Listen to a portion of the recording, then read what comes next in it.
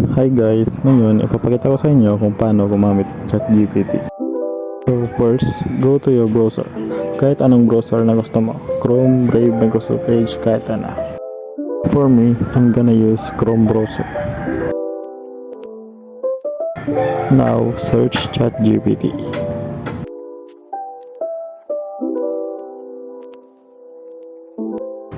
Then, click the first link that appears after searching. Click Start Now.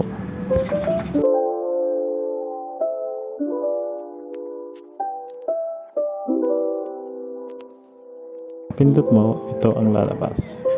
Ngayon, meron kang option sa taas kung gusto mo bang mag-login or hindi. Kung one time use lang naman, kahit wag ka na mag-login.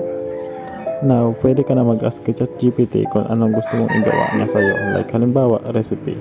Ganyan, ask nyo lang.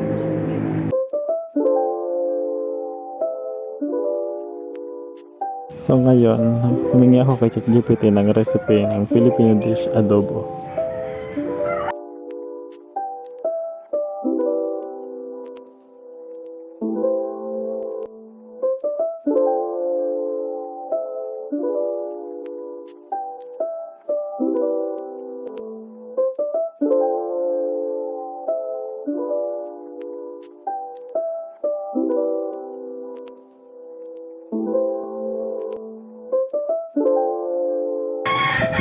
Wala pang 5 segundo, may sagot na agad si ChatGPT.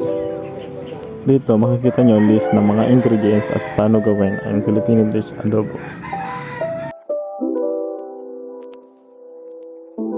Dito, tinanong ko si ChatGPT kung hanggang saang information ang kaya niyang ibigay. At ito ang lumabas. Yun lang guys, thanks for watching.